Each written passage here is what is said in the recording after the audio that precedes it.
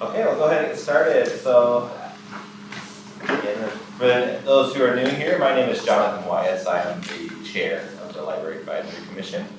And our first thing we'll do is we're start to introduce our new attendees here. We'll start with Lorraine Jeffrey. And you can just introduce yourself. Well, I went back and got my library degree at 50, and I started as a children's librarian, and then I ended up in Texas as a manager, and we were there for 7 years, and then we went to Ohio for 5, and then worked assistant manager in Ohio, and I came back and managed the Midvale Library and retired from the Salt Lake.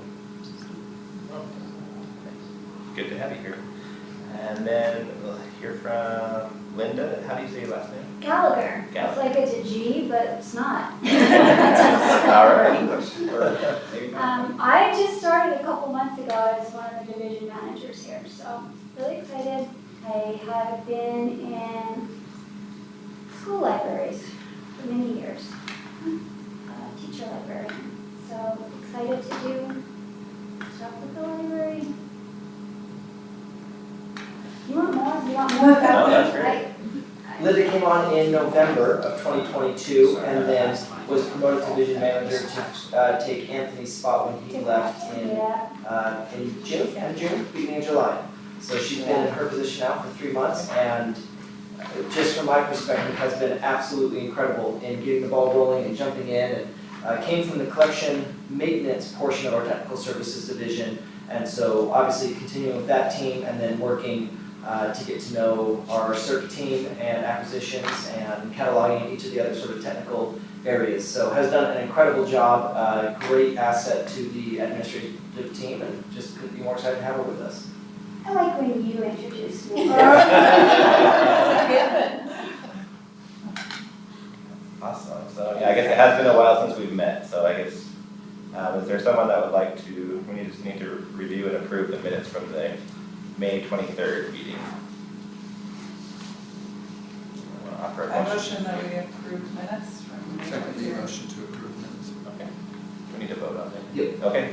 Can we have a vote to approve the minutes? And Jonathan, I might, if I could, Okay. really quick, I might recommend always starting or always ending with our Zoom participant members, so Right. make sure you get Okay. that vote. So whatever for you people want on to do. Zoom, we're voting on to approve the minutes for May 23rd.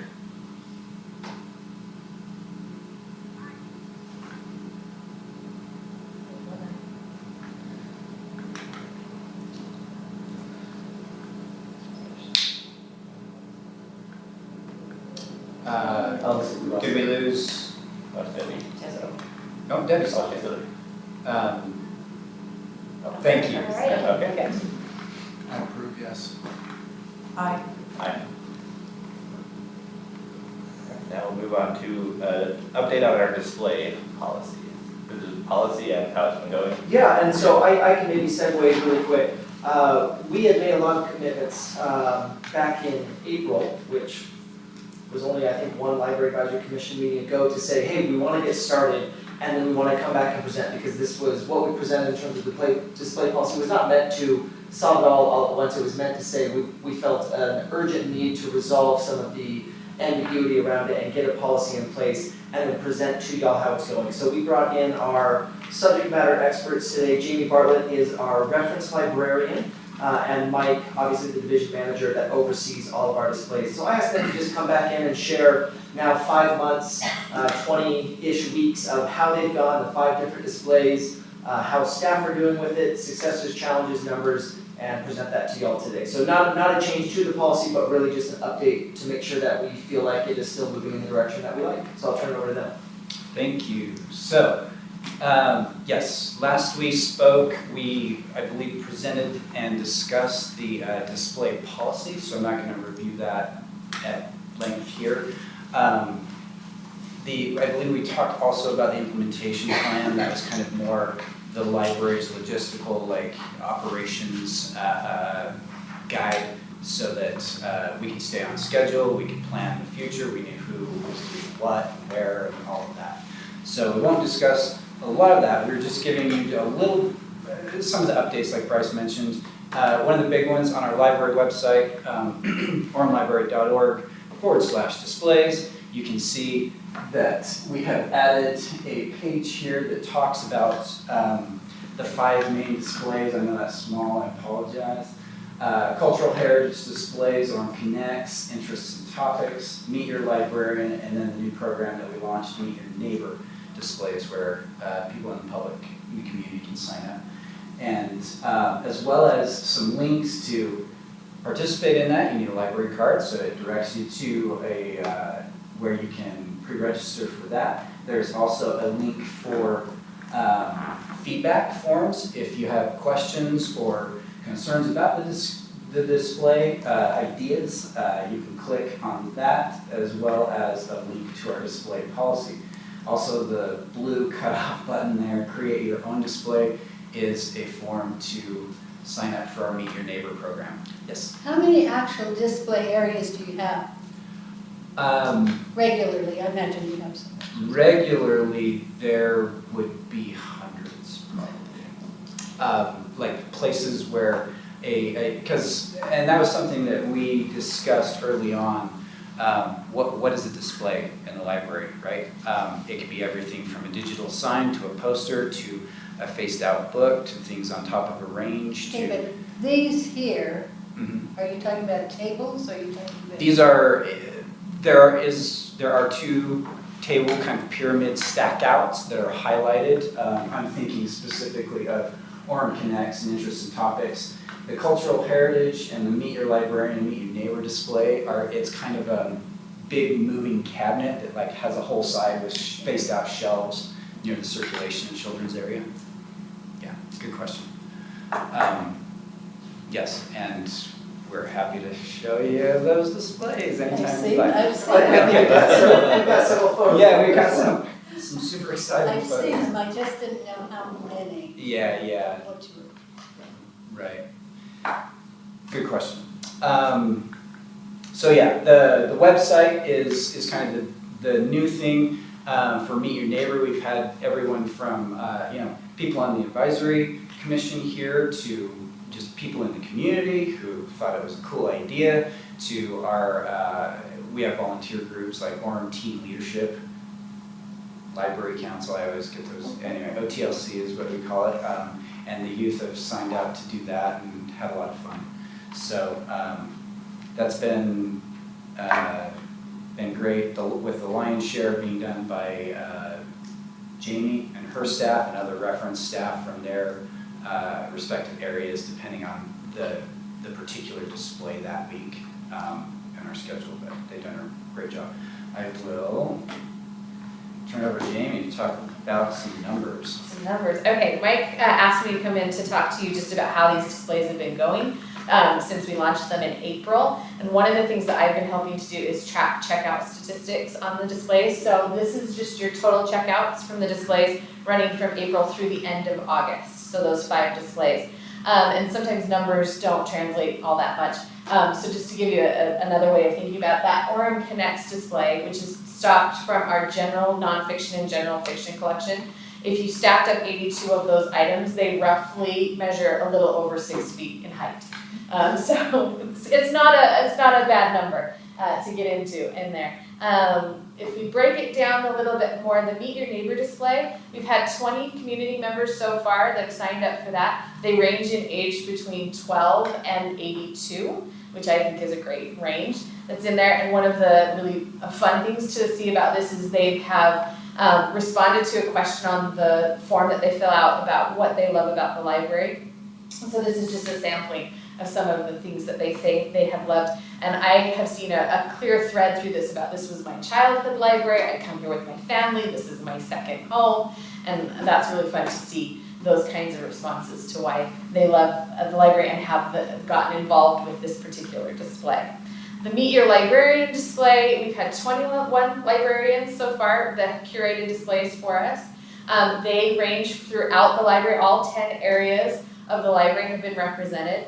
And this one has been super fun to watch because what it's been doing is connecting our librarians and our patrons together, almost like the patrons become fans of the library and the librarians. a few weeks ago, 3-4 weeks ago, we actually had a patron come to the desk and say, there was a display in July. I don't know who the librarian was, but I really loved the books that they had on display. And so can you, you're gonna put me on camera. So they really loved the items that person had put on display, but they wanted us to help them figure out who it was. And so we were able to actually go back in the records and figure out who it was and connect the patron with the librarian. And so put them together so that there were more chances for Reader's Advisory there. So that's been really fun to have a fan base, as it were. To break down some of the statistics for cultural heritage, I've done a separation between the cultural heritage topics and displays that were curated by children's and those that were curated by general reference, media, and teens, simply because the children's books tend to check out a little differently than the other materials in the library. People have a tendency to grab 2 or 3 children's books at a go as opposed to just one. So I separated these out. You can see that the big numbers there, Father's Day and self-care, are on there. This has been super fun. There's a whole range of topics though, and it's been fun because with our new kind of policy and approach to this, we've been able to experiment with some topics we've never really covered before. For example, French heritage, French American heritage. As far as I'm aware, we've never covered that before in the library, highlighted it. And we weren't sure because we hadn't done it before what kind of response it would get. So it's really fun to see it up there in the top, 4 of those checkout statistics that we get this chance to do new things and highlight new things. For the other side of this, curated by general reference, teens, or media, Earth Day, Book Lovers Day are our highest numbers, so we're really pleased that our patrons love books, and books about books in particular. Interests and topics, this is the display that's just inside our south doors on that pyramid structure that's there. You can see our big numbers there are Pride Month and Pioneer Heritage, those are our 2 top ones. And this has come, I have to admit, with some challenges because that piece of furniture requires between 50 and 70 titles to keep it stocked or stock it to begin with. And so some of these topics we initially set out and thought, are we going to have enough on the Coast Guard, enough books to stock 50 to 70 items? And what we found is that we have a very well-rounded collection in the library, and that we have librarians who are excellent researchers who do deep dives and really put the effort in to come up with a list that then was highly kind of responded to by the community. It's up there in the top 5 of our checkout displays on that. So we're really pleased that it got that kind of response.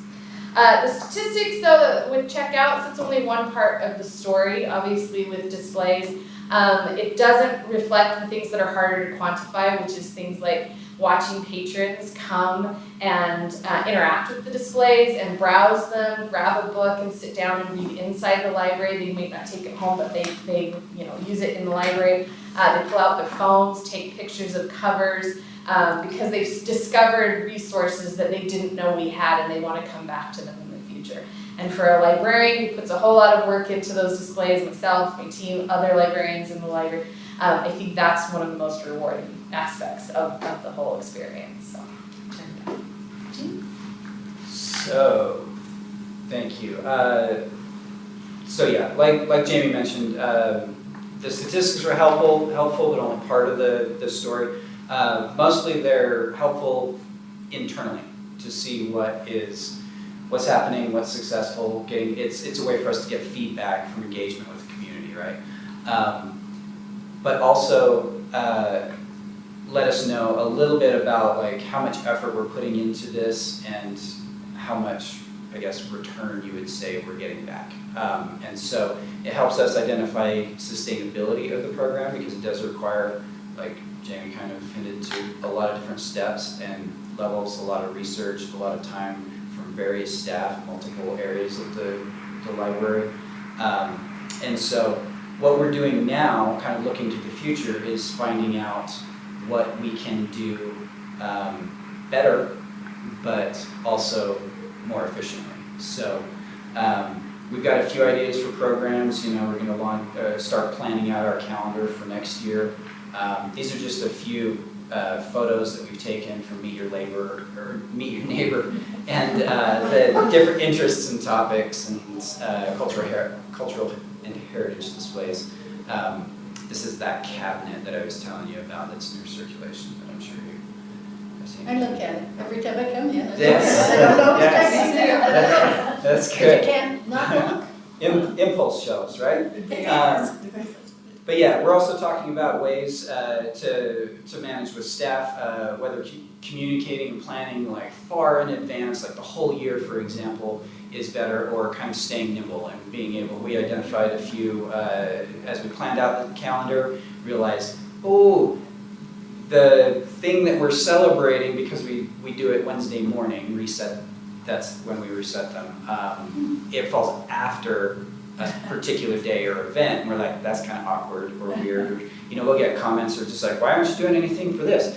And we're like, oh, we did it last week or next week, and so like staying agile is important. So we're looking at that. Is that the sort of feedback all you're getting? Is they're like, oh, did I miss it, or when is it coming? Yep. That's kind of what you're seeing. Yeah. And Mike, you didn't show this on the website, but we now have, on that display website, you can see the last 20 weeks to see what you missed. Oh, so the photos are all. Not the book titles, the name of the week, so. Oh, the top. Yeah, the top, yeah, the top. Okay, gotcha. Yes. There is a schedule built on there. Sorry, I would navigate that, but I'm afraid slide here. But yes, oremlibrary.org/displays. You can scroll down and see a whole list of what we have up through, I believe, the end of September so far, what we've done. So. How hard would it be, or is there a way to like go back, probably wouldn't be able to do it before, but after the fact, like make a list of the titles that were associated with that month? Is there a way in the system to do that? And how much time would that take? A lot of time, if it's possible, Yeah. probably. So we do, when we put together the displays and the display and do our research, we're putting together lists and we hold on to those. So we have the information. I think that would be nice to see, like, just to give you- It's a matter of how to deliver how that. to do it. Yeah, sorry, excepting probably the Meet Your Librarian and Meet Your Neighbor displays. Okay. Because those are lists sent to us. Jamie's referring to how we make our lists and store them, save them basically in our library catalog as a list to reference, so that we can recycle those lists in the future if needed. The ones from patrons and other librarians, they just send us a personal list that they've curated and we pull it if it's available. Yeah. I'm just I thinking. like the pictures on the website when you take them of the displays, and if they're really good quality, I can actually zoom in and I can read the signs. If I have them in for the week, I'm like, oh. I don't think actually it would be time consuming, but the cultural and heritage month ones, we could have them navigatable on our catalog, on the website. We could do that. We have a list of titles. I'll make a note of it and ask.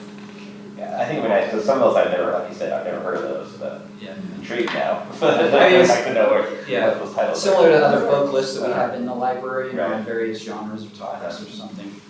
Well, the one that just posted on I think the Facebook page, I like, it's like a short little video of all the scary movies. What is it, scary movies? Yeah, No, pirate movies, Pirate because movies. Facebook does it, it's all the pirate movies. talk like pirate. Yeah. So I thought that was good. Moving forward, thank you, Jamie. I wanted to just briefly talk about our summer reading recap. Sorry, can I butt it? Absolutely. I already did butt it. Big. If y'all have, so we are through December 31st, and so we sort of mentioned it, but as you hear topics from friends and neighbors, or as you have an idea for a topic, probably in the next 6 weeks, we will do sort of our January through maybe April, or January through June, the first quarter, first half, and we want that to be iterative. Well, obviously, we have the calendar from the previous years, and we can do some, rinse, wash, repeat, but the whole point of this was to be able to be nimble and cover those different topics. And so you don't have to wait for like a formal meeting to do it, just send an email to us or drop in. There obviously is the form where you can raise specific topics or specific concerns about a title or specific ideas or anything. But if you have those ideas, it's designed to say, what do you want to see a display about, what can we help with, and then we have more yeses. So And feel we have free to share received those from patrons as well. several times. We just got one a couple days ago about Deaf Awareness Month, Yes. Okay. which is September, so. Do you do we really want it, does it need to be tied to like a national day or national month, or, you know, here I'm back to sourdough, can we have one on sourdough? And that's interest in There's not really a topics, sourdough day, but. interest in topics vary widely. It's a day for everything. Or you can sign up for yours Oh, no, and just yeah. follow sourdough. Sourdough and Little House on the Prairie, that would be mine. Not terrible. Sounds great. Cool. Go ahead. All right, summer reading report. So moving forward, just some interesting numbers. We just wrapped it up. The theme was Altogether Now. That was based on a national theme. So many libraries across the country were participating in a similar theme summer reading program. And then we just kind of, drilled down and focused on what we thought our community would love. And so just a few statistics. We had 2,629 total registrations, and part of the program is they record the number of minutes that they read. And these are all ages. So we included, up till this year, we have done, ages 0, well, not 0, but you're not age 0, right? But 1 through, anyway, little to high school aged, right? We didn't have an adult program. And so we kicked that off this year. And so this includes the adult reading challenge, or adult participants in the summer reading program. So their minutes are included. So that 26, 29, our total completion of 1536 includes the adults. Includes the adults? And so how did that compare to 2022? Oh, you could be there. Comparison, I'm not quite sure. But one of our follow-up surveys was on participation and whether you previously participated in a summer reading program. And so this backing up. The total registration, by the way, 3,148,000 plus minutes. If you were to do that individually, you would be reading for over 6 years with no breaks or anything. So just 6 solid years of reading. Anyway, it's a lot of reading. The first timers, the survey question here, over 800. We're roughly 31% of participants, registrants in our program were doing it with our library for the first time. So it was over 800 people, which we loved. Reaching new people is always something that we want to do. Now, some of these were, I participated in a summer reading program at another library, but they were new to us, so we love that. We broke it down a little bit by age group here, and you can see some of these statistics. While the number of registrations in the teen category was the lowest, the level of completion was the highest. And also, got an interesting stat in a minute on that, but the very young age, they're presumably being read to, right? So bless all the parents who are reading 308,000 minutes to their little ones, that's awesome. Going into ages 6 through 11, you start to get into people, or children who are reading a lot on their own. They also probably have a little bit more time to do that, but they're discovering that, probably a little bit of being read to as well. So they've got loads of minutes, loads of registrations. In the teen area, like I said, the number of registration goes down because teens are getting busy and they're starting to kind of focus in on, their interests and all of that. Completion rate, however, is high, but the minutes logged is really interesting to me. Per reader, the teen area is far and away the highest. So they are reading the most minutes, which is kind of, if we're talking like reading effectiveness and, trends and all of that, is a good thing. And then carrying on into adult, that same trend continues. So it starts off low with the very young, kind of starts to ramp up a little bit, minutes per reader with the young children, really ramps up with teen, and then the adult program this year, which we just launched, it maintains that. It's pretty close. It drops just a little bit, presumably because adults get busy and have to I'm manage just amazed children. by the adult number. Yeah. Yeah, it's a lot of minutes, right? That's a lot of so- people. That's a lot yeah. of adults. Yep. yeah, that was, we got requests on to do that, so that was a lot of fun. Here are, it's probably pretty small, but just kind of some feedback that we got, asking people like what their favorite programs for the summer reading were. And so, and then just kind of, overall satisfaction. We're pretty happy about that. Obviously, we want 100% satisfaction, but, high 97% is all right. The most, it's not unusual for the favorite to be the bottom one there, the escape room. That one is also the one I think that we limit the most because only so many people can fit in the space, and so we actually had to cap that, but it was still the favorite, and it's still, I think on our next slide, pretty decent. I mean, number 7, but over 400 people participated in our escape room for that, and that was with it being kind of capped or limited to sign-ups, still free, and love to get families in there, but it did have a limit because of space issues. Upcoming programs we have, and then if you plan to do it again, over 99%, we love that. Upcoming programs, we are doing this October a program called Orem. This is something that we have done for many years. I want to say 13, 14 years. And we are reading, it's kind of a community read where we select a topic and focus a bunch of programs around that, and we provide free copies of the book. So this year is Frankenstein, tying into kind of the Halloween theme. We've never done a literary horror novel before, so this is fun for us. But we will be providing about 200 copies to the public for free that they can keep.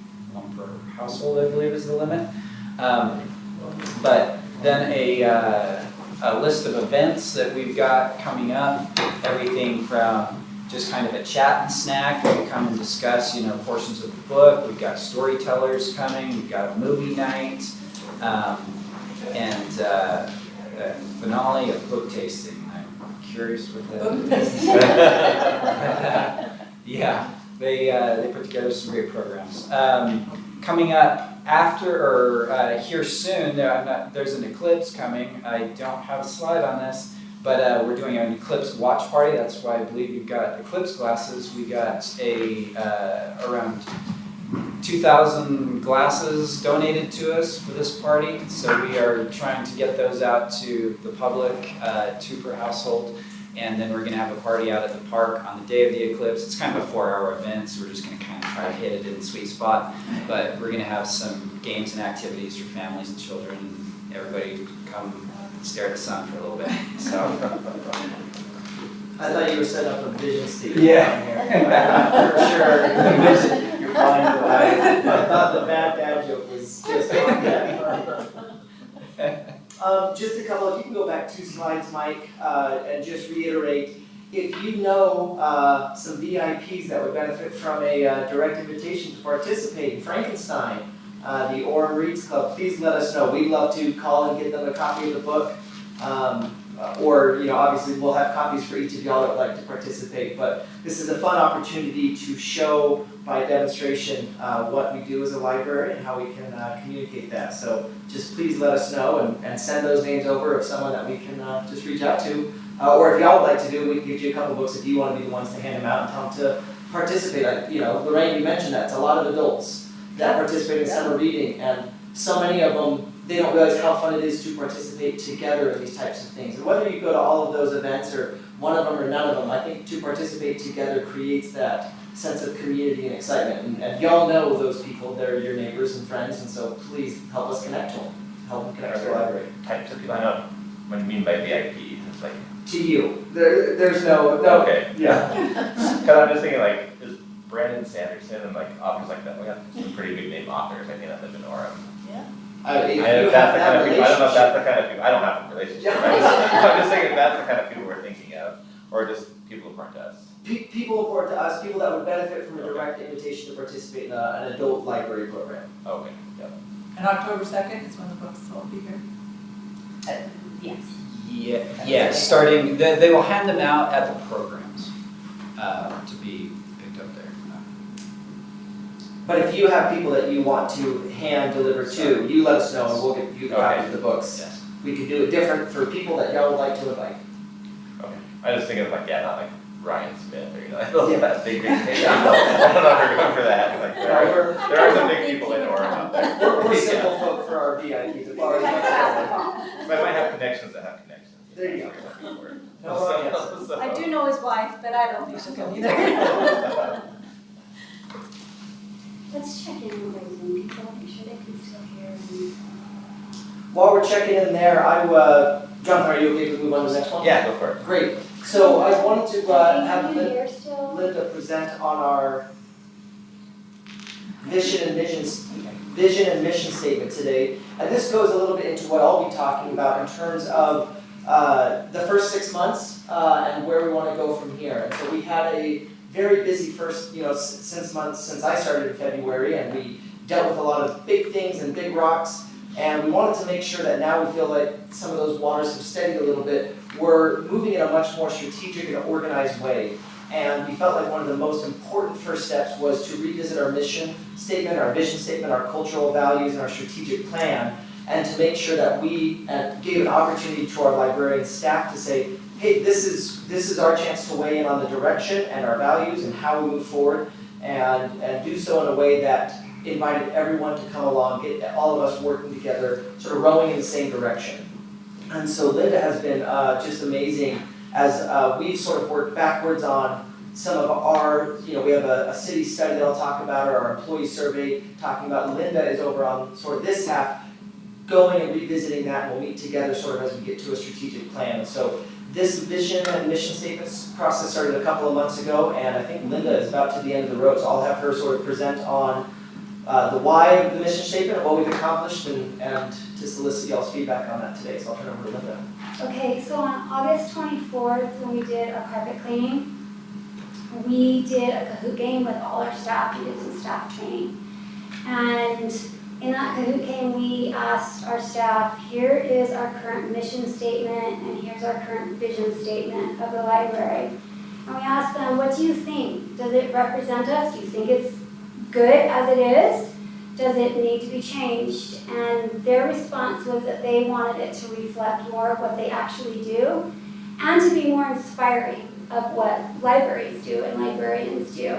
To speak to bringing people in and to just have the feels, the feels of what a library is for a community, and to have our mission actually state those things, so that when our patrons see it and when we see it, we're reminded of the importance of our work.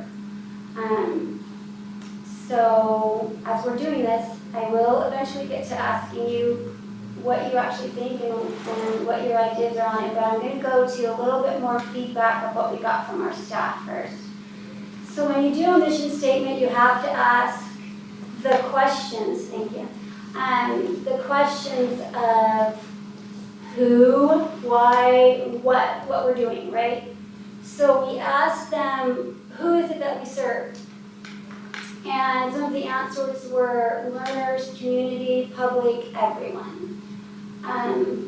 Which you might think, well, how are we serving everyone just in our Orem library? But whether you live in this community or not, if you enter those doors or go to our website, we're serving you. So it is everyone. And then we asked them what we do and what was important in their jobs and what do they feel motivated by, important things that we do. And so there was just a really broad range of things that were important to our staff that we do in serving the community. And I thought some of the things that they mentioned were just really beautiful things that a library does: enriching lives, advocating for literacy, connecting with resources, and connecting our community. Those are all things that we do at the library. And then we asked them, how do we do it? What is it that you're actually doing that, how do we do that?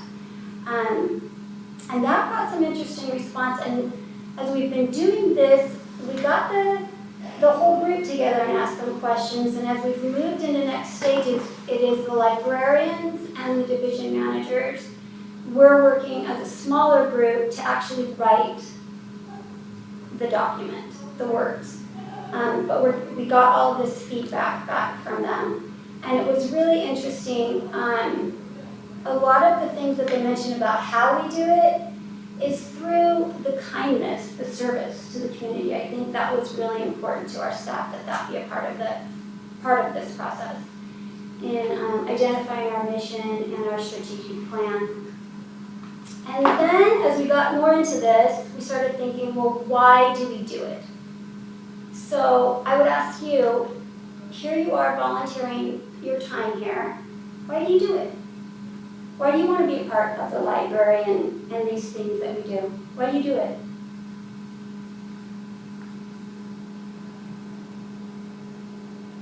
You too. You too, Brenda. I would say I experienced in my professional life what it was like to not have a voice because I didn't exercise it, so I was taken.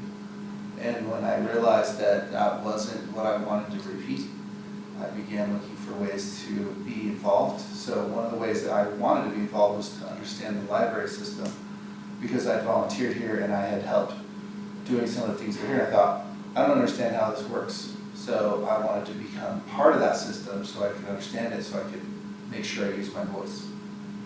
Well, give me a voice. Okay. I have to write it down because I love it that much. It's going to get mentioned in a meeting. Yeah.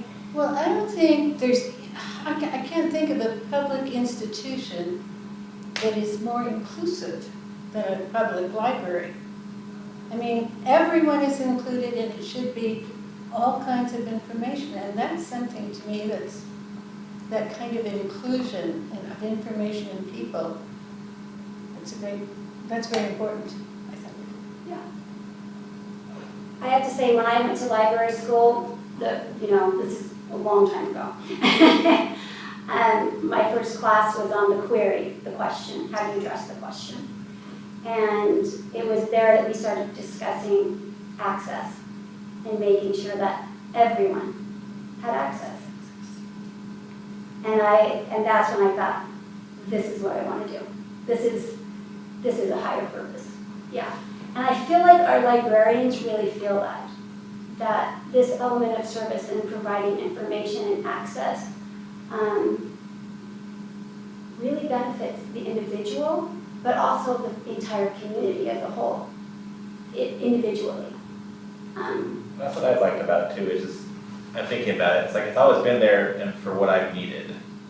Even if like when I was a kid, it's like I wanted to learn about something, there was always, the library always had it. Like no matter what, like you said, the Coast Guard, or like other military things, like, and then in college I needed a different place to study that was a break from the campus, like it was always there.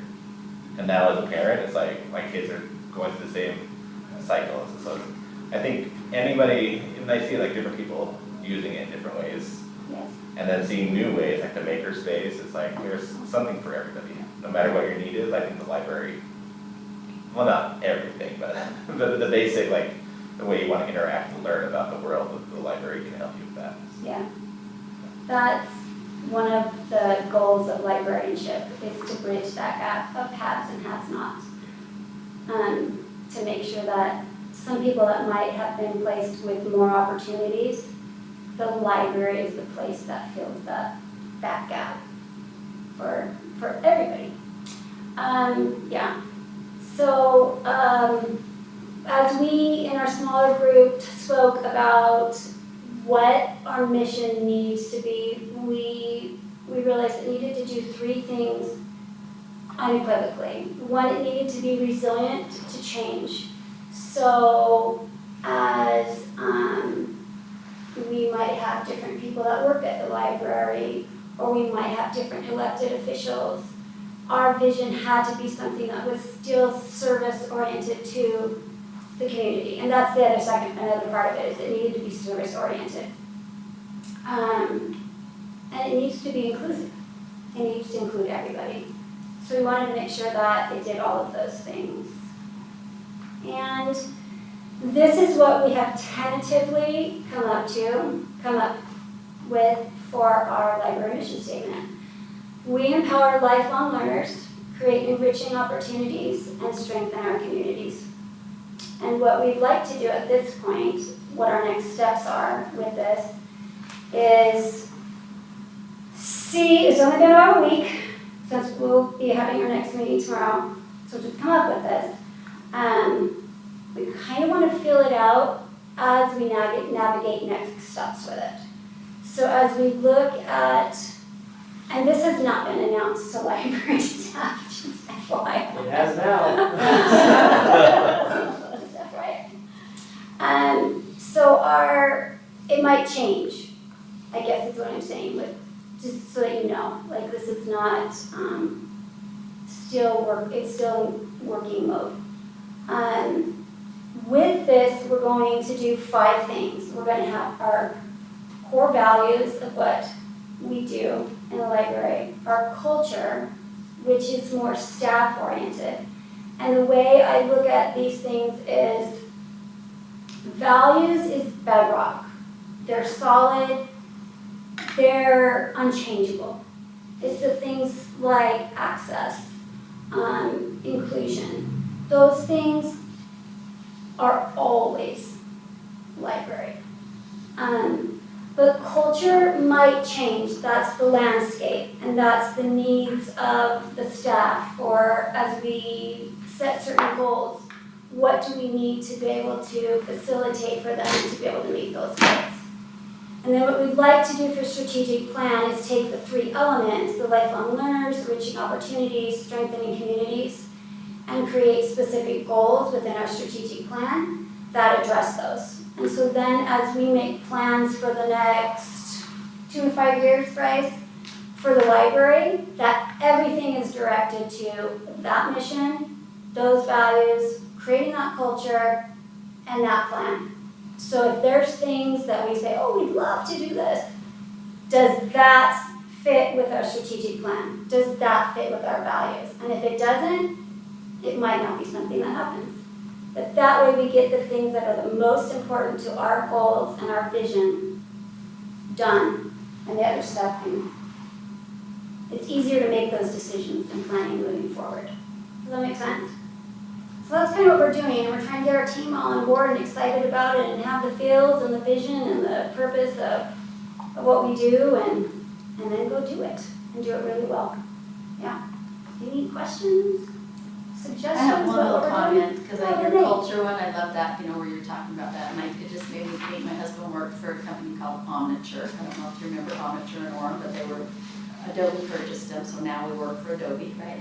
But Omniture's was, Josh James was just this maverick, the founder. And their culture was mean people suck. I remember the first time I heard that, I thought, oh, that's a little, but then I got it, And I just think from what you're describing, the library, just service-oriented, helpful, and I don't know why that came to my mind, because I thought, that's what you guys are going for too, is just the mean people suck, so we're not gonna be that, we're gonna help and be kind. And part of our meeting, that was kind of the funnest part of the meeting. One, as Mike and I left our meeting, and maybe Jaime felt this way too, we were talking to Bryce about it, we left the meeting, we're like, the words are nice, but it's that sitting in the room where we're reminded why we're doing this. That's even more powerful, I feel like. It's more palpable than the actual words. But in that meeting, we said, our motto is, we do library, right? And you in this room know what that means. And maybe not everybody knows what that means. We're more than happy to educate what that means, but we definitively know what that means. And so we just hear those 3 words, and it doesn't matter if we have a patron that's upset or whatever. we go back to that, we go, but we do library. So yeah, it keeps us focused on what's important and what we're doing. Thank you. Well, I have the opportunity to do the next couple. Mike, I sent you, I just shared it with you, our slideshow, if you can pull that up. I also included these slides with y'all. All of it relates to what Linda has laid out today. The city did a employee study back in April, May, June, and we got the survey back, and I'll be honest and frank, the library's responses to that employee survey were an outlier for the city. And as I think about the events of the last 18 months, and some of the, yeah, I gave you both, the parent guide will be next. There had been a lot of frustrations, there had been a lot of misunderstandings, there had been a lot of information or misinformation, and some of these things that we've talked about, culture and bedrock values, have been difficult to come by for the last 12 to 18 months. And so what we wanted to do was we wanted to basically be really grateful that we had this data and that we had the willingness of our employees to share with us even really tough feedback for our leadership team, for the admin team, for me as the director, for our city manager, and for our city council. You know, we knew that there were frustrations, but they were willing to share it with us, and we thought this is a wonderful starting point. It's better than the alternative of apathy. And so we knew that we had really good things. This also, as they gave us these employee survey data, they gave us permission to move forward, move into a mission and vision and culture, move forward with a strategic plan that addressed the specific concerns that they are laying out for us to say, okay, I love Linda's phrase, a reminder of why we do this. And that was shared sort of throughout this employee survey that we're going to review very quickly today. And that's an invitation for us as an admin team to say we need to create a work environment or a work schedule or a library that gives you as a staff more of those moments, more of those aha moments that say this is the job that I signed up for. It gives us as an admin team, that you sort of mentioned, having a voice to express that. And if they waited for an anonymous survey to express some of that, we need to change our culture, change the mechanics of how we receive feedback and how we create relationships. And so as we go through this today, I wanted to share with y'all what we shared with our staff. We had an hour-and-a-half meeting with our librarian level staff. We had another hour-and-a-half meeting with our entire staff to review this, to review their feedback, the trends that we saw, my interpretation of the data, and then my commitments of what we would be doing to go forward. We wanted to share that with y'all today. Again, we didn't want to hide from the data. We're not ashamed of it. It's tough. To read, you want to be a director that has a staff that's engaged and excited, but at the same time, I think as I read it, I nodded. I said, yeah, that seems about where we're at right now. And so the good news is we're going to go for the 2024 Most Improved Player Award. So we started at the bottom, and then we'll move from there. So the first thing we did, Michael, if you move forward, is we reviewed what the first 100 days had looked like. We had a display policy that we had to hit the ground running on because it was creating news and sort of a distraction. We had a number of city changes. We had a number of really tough interactions with the Utah Library Association. They came to a council meeting. There was concerns sort of hurled at us about state code compliance. We had to sort of disambiguate between the Utah Library Association and the Utah State Library to understand who had roles over what. They sent over several investigative news teams and news reports. There was a lawsuit that they brought to us back in June. We were able to restore the ULA memberships, and then we hired a new division manager, and that was the conclusion of our first 100 days. And so as we looked at this, of course we weren't going to be doing like staff development because we had this to worry about. And I think if we had embarked on a journey of mission statement back in February, when all of this was happening, I don't know if we would have been in the right mindset to engage sort of vulnerably together to figure out some of that. And I'm going to say there were misquotes and misinformation about me. So I would love to address that sometime with the library if you want to hear. But a lot of wrong things were said. They were very hurtful and incorrect. I think as we, to that point, Lene, these were tough situations, but it also gave us the chance to disambiguate and to move slowly. Specifically, state code compliance. We had a meeting for the better part of an hour where there was accusations, and that we were able to slowly, methodically reassure our staff and our residents that we are not violating state code, and we wouldn't violate state code, that there's a misunderstanding and a disambiguation that has to happen between the Utah State Library and the ULA. So that's something that as we go through and move slowly and appropriately and methodically, even though that might not have been the response that some wanted, they wanted an impassioned this or to engage in maybe the fight, we knew that if we moved slow and if we moved at a pace that invited people to come along with us, we're going to win together over the long term. We're not interested in that. So it's disappointing sometimes to see the strategies that others have chosen, where I dislike it and I don't think it's really productive to the long term. I think this process and being with our staff has given us a chance to say, what if we move forward like this? To hear those concerns, because the concerns that I think people have brought up on every side of this issue are well-intentioned. People care deeply about libraries. They are the place of greatest equity. They are the place of access. They are the place of foundational bedrock values. And so if they think that there's concerns or an assault on, or a defense of, or a takeover by a political agenda on behalf of course people are passionate. So we should embrace the passion and the advocacy and maybe show them a better strategy of how we can move forward and advocate together. And that's what we've really tried to do with this employee survey. To jump ahead, I don't want to take too long. You have access to every slide in your packets that were sent out by Sheron. But a couple of the things that were the most important to me is, number one was motivation and intent to stay. Probably 5 or 6 slides, Mike.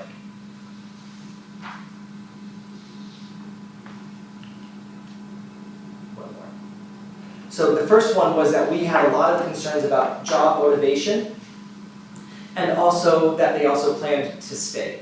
And so that to me was a double red flag. Sometimes if you don't like it and you're ready to leave, that's okay. But if you really don't like it and you don't want to leave, that's really toxic to a work environment. And so that told me we need to give everyone a chance to be motivated by their job. So we need to change our culture, we need to change how they respond at work. We need to give them opportunities to get on board with what we want to do as a library, with the vision and mission that Linda is rolling out, with the changes to with the formalization of a strategic plan. We need to make sure that they have the opportunity to be motivated. So they took all of this data they took in a very tumultuous time. Let's give everyone the chance to have buy-in and be on board with what we want to do and go from there. And so we want to make sure that we provide staff the opportunity to choose to be motivated, and we sort of address those gaps in what they're doing. The next one, if you want to go forward too, Mike. We noted that our staff were very motivated and that they felt that their individual work was meaningful and worthwhile. The physical work they were doing in the library, they could connect with the residents or the children or the collection or the vocational awe that they have. But sometimes there was a gap in understanding the importance of that work to the city or feeling a reciprocal relationship with the city of Orem. And so we wanted to make sure that we close that gap, that when you do these services for the children's library, for the adult reference library, that you feel the connection and support of Orem City and the city manager's office and the department director and the city council and the residents and the commission and all of those. We want to pull that together to say we're supporting that very important work. So our commitment is to lay out a lot of the plans that we've started to talk about today. Moving forward, a couple more. Growth and autonomy. I think it's 4. Growth and autonomy, we want to make sure that our staff have the right resources and ability to execute their responsibilities. This was the one that got me the most excited, and what I can do in my role to empower our staff. And so we're really working on transitioning how we talk and how we offer and communicate what a director can do, what an admin team can do for an area of the library. And so for me, we want to groove this pattern of, if you have a vision for how you can execute the strategic plan of our vision, and you're short staff or money or political capital or excitement or momentum, that's what we can workshop together to say, how can we come up with that funding? What grants do we have available? What cost savings can we find? How can we get the right people involved? Maybe it is finding that right VIP that can become a friend of the Orem Public Library to do X, Y, and Z. Maybe it's a different budget pitch when it comes to our budget every February to say, we're communicating this wrong. these are the things that I hope that I can be an advocate and a champion of our individual librarian staff, and they learn our language to say, I hear the importance of this, help me understand, and shout out to Jaime and Mike today for a really data-driven report on summer reading or Orem Reads that still tells the story, the why, the people story, but it also helps us understand the scope. So when we go to maybe increase the budget for summer reading by a few $1,000s next year, I think if you think a few $1,000s, but we're benefiting 4,000 Orem residents, all of a sudden that seems like a pretty simple investment. Without the numbers or the data, to just say, can we have more money for the summer reading party, we don't really know what that means. And so I think our staff are learning and engaging to say, here's how we can better talk through some of that, and that's where I hope to really help and support them. Going to the department heads and executive leaders, Mike, if you can go ahead, I think it's 4 slides. Right here, you see a lot of feedback about communication, that top one, executive leaders that communicate effectively with employees. I think that's one that I felt, that our admin team felt, that our city manager felt, to say we feel like we're communicating nonstop all the time, but it doesn't matter if it's not being heard the way that we're communicating. And so this was one that actually was consistent across a lot of departments. And so we're retooling how we communicate with our staff teams, trying to redesign how we hold a meeting and how we agenda a meeting, because those are our times to communicate together. There were concerns here, number 3, executive leaders that have solid job and technical knowledge. I think that's a reflection. Lorraine, I don't know how versed you are before you started this, but I'm actually I'm the short time recreation director for Orem City and was assigned the library in February. And so I think there initially were some big concerns from our staff to say, does Bryce understand? Does Bryce want our library to succeed? Does Bryce, or is this just going to be recreation light to him? And so I think that's given me a lot of direction to say, obviously I don't feel that way, and I think we have a lot of chances for success, and it changes how our admin team functions as the subject matter experts, and we can reference library school, we can talk about 20 years of library history, and then I can bring in what I'm working on and capable of while I'm continuing to learn other elements as well. And so that gave us some good direction as an admin team for that. You can see down at the bottom, executive leaders and elected officials that work well together. And so Lene and I have an opportunity to work weller together. Together. I think a lot of that's communication, and it's an understanding of how the library can benefit the principles and priorities of our city council, and vice versa. Is it an education thing? Is it a language thing to say, I think, put you on the spot, Lene, I think we've found some success in how we communicate and how we share priorities over the last 6 months for the library, and how we can discuss those differences in a way that doesn't seem confrontational, but really collaborative, even while we disagree together. And I think I felt that.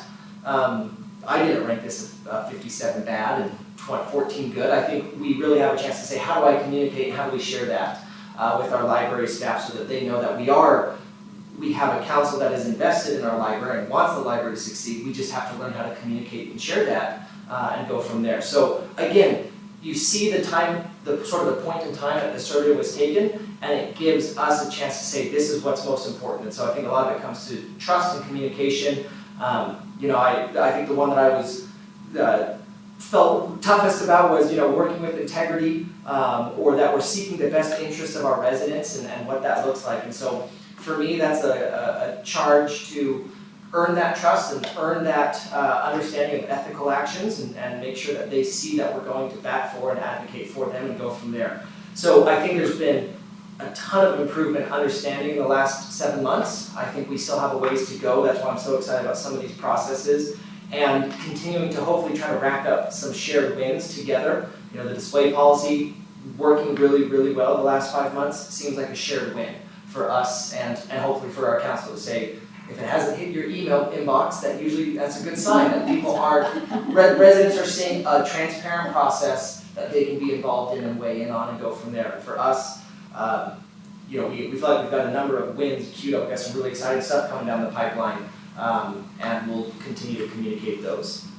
So all in all, if you go to the conclusion slide, Mike, we were excited about the tough data, and I hope if y'all would, again, it took us a couple hours to go through this the first time. Please go through the data. If you have a specific concern, I the goal is not to gloss over this. This was important information from our staff and for us. We spent a lot of time digesting it and trying to interpret it and provide some commitments that we can do. If y'all have concerns or questions or specifics, I'm glad to answer them. But I think we were very upfront and transparent with our staff. We brought their feedback to them. We had a Q&A, and now we're looking for ways to say, okay, you've shared this with us, you've trusted us with this feedback, and here's what we're gonna do. So, any questions or feedback on the employee survey portion that I've gone over tonight? Orem? I just think that is exactly what I would have expected after going through this hard time. Because I knew employees at the library and they were like, it was very stressful on them, not just the administration, it was stressful on them. And I think they probably enjoyed being able to speak and respond. And I think they'll work with you, but I'm not surprised by the. Neither were we, yeah. This was. Yeah, people would just talk to each other instead of talk to a reporter or talk to their friend or talk to the, if you have a concern, just go talk to somebody about it and ask, that's the, resolve it, And that's our hope, that we are earning their trust, that we can be trusted with their honest and direct and non-anonymous feedback. And that's what we're really trying to emphasize, to say, we have your best interests in mind. Help us help you. And it's been better. I think we are getting more and more buy-in and direct feedback, getting some soft nods here from our admin team. I definitively do, yeah. And I think that's part of what Bryce is his leadership in this is, let's get the mission statement, let's get back to focusing on the positive of what we're doing, so that if and when there's a negative article or there's ebb and flow of the politics of libraries, we do library is here. This stuff happens and we'll deal with it, but we just keep doing what we know is important. Yeah. Did you see much, in this, because it was a rough year, did you see much turnover, employee turnover as a result of that? No. We had, I think, a normal amount, but when you look at the size of our department, we had our division manager leave for a new opportunity in Washington, out of state, and that was not directly related to this. It wasn't not directly related to this. Well, who wouldn't want to go work on an island? Yeah, he works on the Sandbar Islands off the coast of Washington. It's pretty dreamy. Yeah. And so part of it is, there's never one reason to leave, but no, we have not seen any mass exoduses. We have worked really hard to create an environment that is favorable to all city employees in terms of compensation package and all of that. So I think that's helped it. And then, I think there has been some resentment and some frustration, but I think we're trying to ask people if they're seeing the change of the direction or the momentum change right now, and I think we have received some positive feedback on that. Yeah, I think, like you were saying, Lene, I think people are starting to ask the questions and feel comfortable with the communication. nice. Yeah, to get it back to a good spot. Yeah.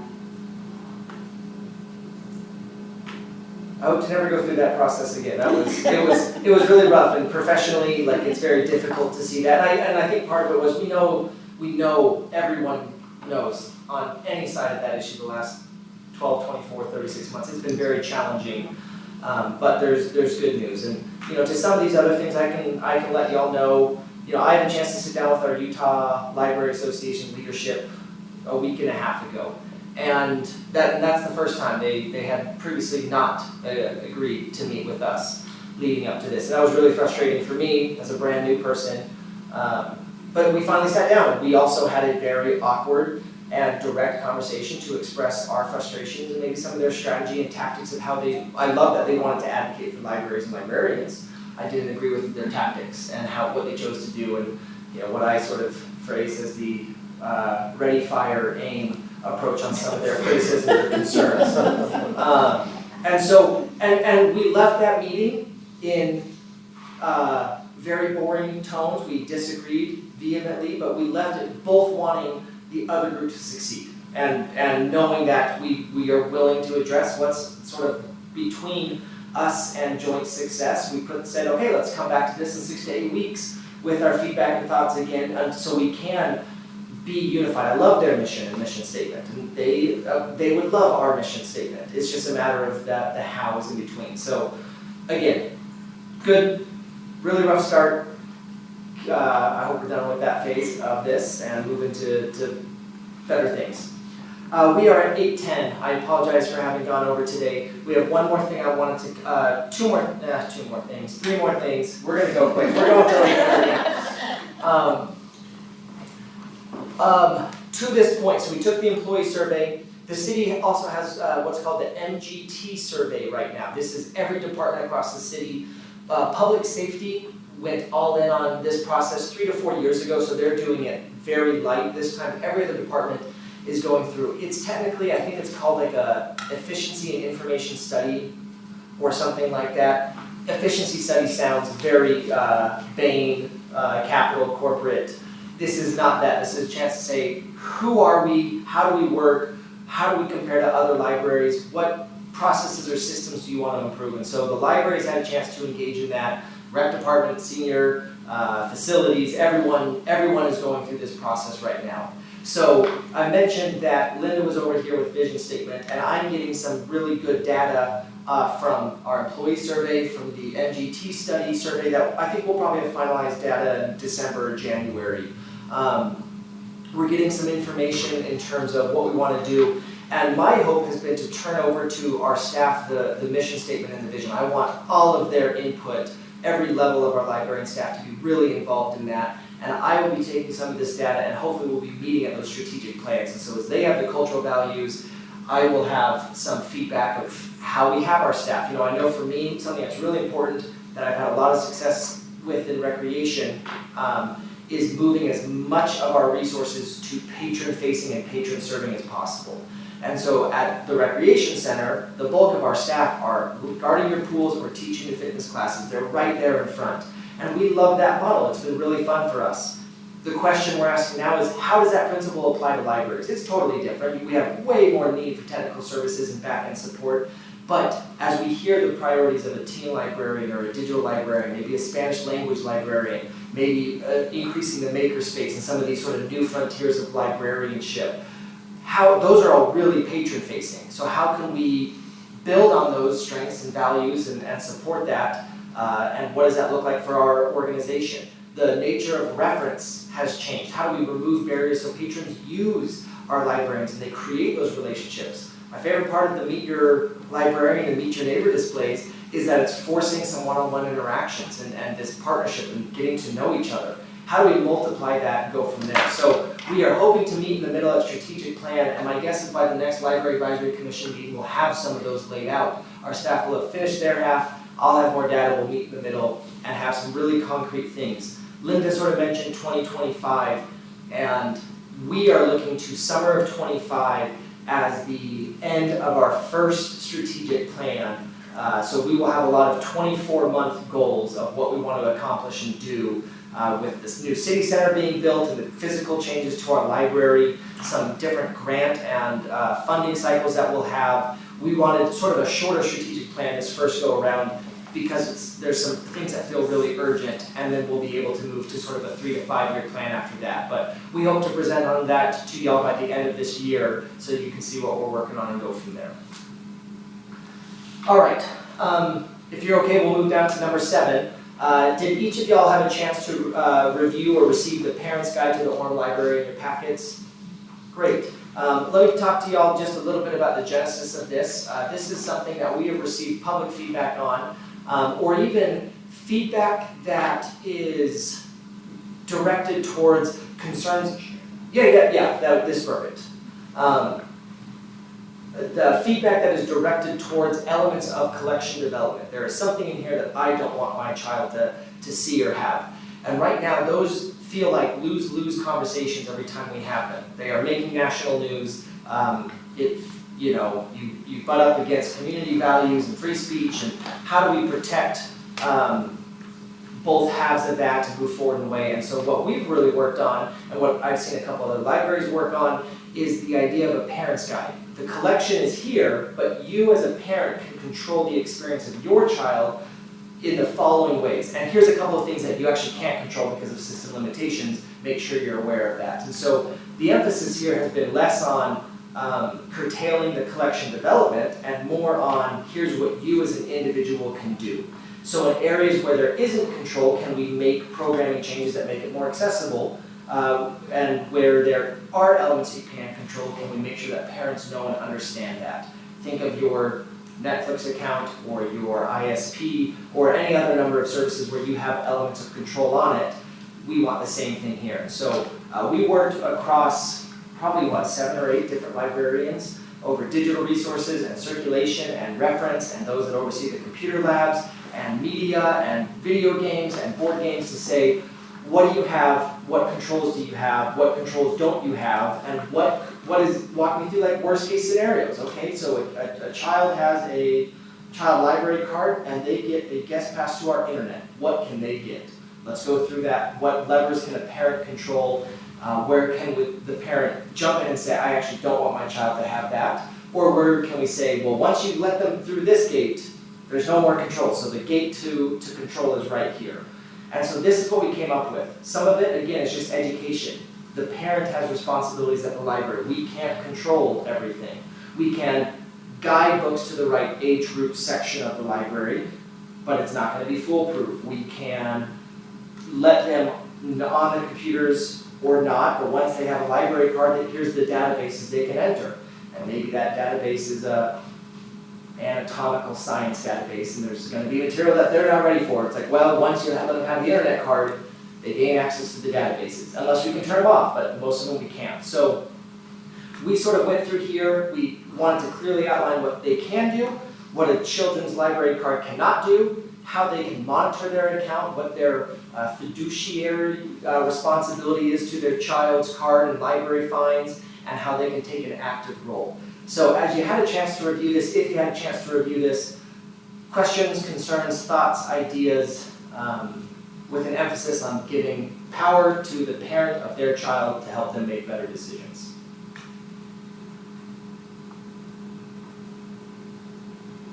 We also, in writing this, wanted it to be not something that was negative. We did not want the voice to feel negative towards parents, to say, you really shouldn't get your kid a library card. This is why. But we wanted it to be informative and transparent, that we're not trying to hide, like, we're not purchasing things and then secretly trying to get them to your children. That is never our intent. So we want them to know, this is here, we're letting you know that. But we still are so glad that you're here, and you'll notice the comments of this.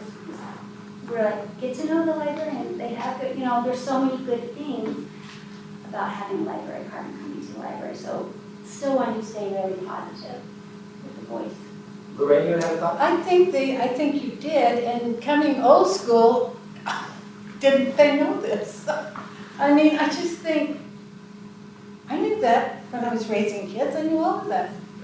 But it's a very nice thing to hand to somebody that says, there you go, and I like that idea. Like many things, the information changes the last 20 years are far and away amazing changes. And the internet and. It just comes with the learning curve is rapid and different, and we want to make sure that we're being an active participant. And in fact, I think sometimes the thought of librarianship is a parent can never control another child's decisions, but you can control your own. But maybe we felt like maybe we're not doing enough on the second half of that to give a parent the tools to do what they wanted to do. And so I think it's important that we meet them in the middle and say, we will help you make those decisions as best we can. And we did really research. There's a lot of things, especially the digital things. We contacted the state and said, what can we not do with Overdrive and our consortium and the things that people have access to that maybe we didn't purchase for our library, but maybe somebody else purchased it. What can we do? And so it's not like we just said, oh, whatever, you have it. We really did look into what we can and cannot do. For example, the consortium if we have what's our agreement with Provo called, reciprocal? We have reciprocal with Provo, and so if they add something to their collection, it automatically, shows up as available in our online resources. And so we either maintain complete control of our collection, but we lose out on 240,000 items from that facility, or we leave it on, and you, as a parent, you might have to do that. So there are some judgment valuations that we're making as a staff, but we'll try to communicate those so that, again, parents understand why we're doing a balance of control versus doubling our resources and access. We put a couple of links in here to third-party things like Novelist, which is more of your, here's a step-by-step of what's in this book. And so if you want to go and make an informed decision about, especially something, Jamie, you're over our teen collection, and somehow we're grouping stuff for 11-year-olds and 19-year-olds in the same thing. Is that right? 12 to 18. 12 to 18. Yeah. That's a broad range of topics of maturity. And so Novelist is a great resource to say, is this YA sci-fi appropriate for my kid or not? You'll get a chance to go through and read that. So again, it's no longer us and our staff making these valuations for you. It's giving you the tools so you can make them for yourself. Okay. Well, we will move forward with this being a resource on our website, as well as some sort of print or hard copy available at circulation that we can share with parents when they go to choose to either get a family card or a parent card with children's cards attached to it, so they understand that, and we'll provide feedback as needed. So does this apply retroactively, like my kids' cards that they've had for a while? You could let us know what you wanted to set up, but the default would still jump in, but the default it would still give it internet access unless you turn it off. What they have is probably just a standard card that anyone gets. Yeah. So you have it for a while. Children's They cards have a do minor. have, they can't rent R-rated movies, they can't. So that's Sure, video games, that's already in place. For Okay, every that's child's been card. that way for a while. Okay, It's so- always The internet, that would be, not that it's a new thing, it's just, No. up to this point, we can probably count on two hands the number of people that have exercised the ability to turn off the internet. And that's only within the library. I mean, we don't control the internet at your house, so that's up to you. But in the library, if they came and accessed one of our computers, Yep. it's filtered information, but they can still access, all the databases, EBSCO and those types of things that are gonna have scientific research, you know what I mean? So as a parent, if there's certain things you don't want them accessing, even on filtered internet, we do have cards that are minor no internet, and that just means they can't use the computers in the library with their card. It doesn't mean that their friend next to them can, but they can. We all, those that are parents, we know what I'm saying, right? We're doing our best. No, I think this is good too, because a parent technically could hand them their card, here's my PIN, and you could go check something out. It happens all the time. Yeah. And we're fine with that, but now the I'm parents. just saying, so parents can know, if you don't want that, Yeah. make sure your kid has their own, not using yours, so. Okay, well, we'll move forward with that. The next one, next week, next Tuesday at 6 p.m., or really about 6:05 p.m., we will have the opportunity as a commission to present to the city council. So Jonathan, as our advisory commission chair, and I will do the presentation there. Before we do that, you're welcome to come attend with us. Is there anything that you really want to make sure that we cover in that? Otherwise, we'll take a couple of notes from today's meeting and condense it down to 5 minutes and go from there. Probably summer reading and a program sort of outlook on what's coming next. But is there anything else that you really felt like was important to hear?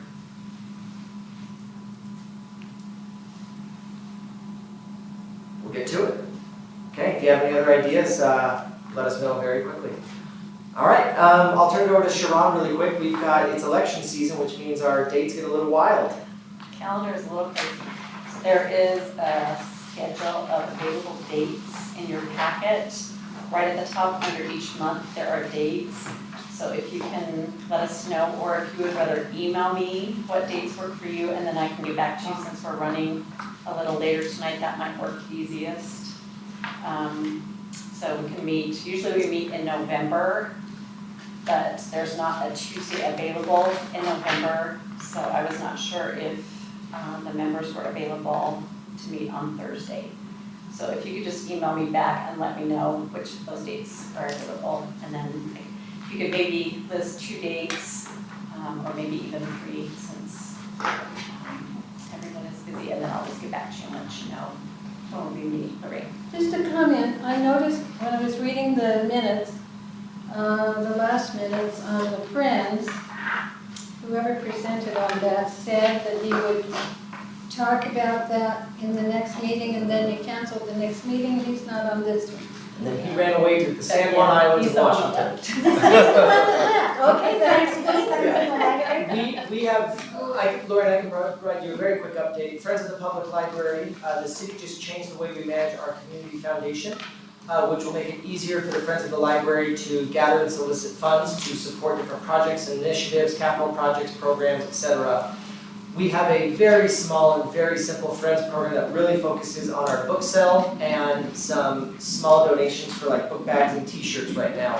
We think with the library hall and shows, there might be a really exciting opportunity to gather support, a few large donations from our VIPs and more involvement from a bigger chunk of our community that doesn't maybe require big donations, but just signing up and being a friend of the library. And so our hope is to share some of the really exciting things as part of our strategic plan to create exciting fundraising goals that show really tangible changes, and then to make sure that our Friends program is ready to run with that and go make that happen. So yeah, we'll have to regather on that one with Anthony's departure, but still a priority. That's why I never return my books on time, I just pay fees, right? Because I'm a friend of the library. There we go. We'll do And I buy the books from the book sale and then take them to DI.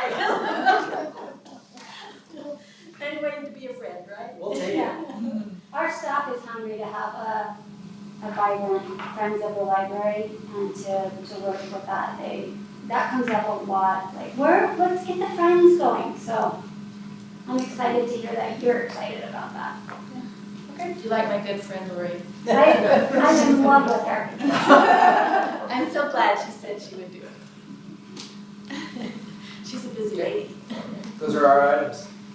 All right, thank you all. Do we have a motion to adjourn? A second. We're out of here. Okay, Sounds great. Thanks, everybody. Appreciate your participation.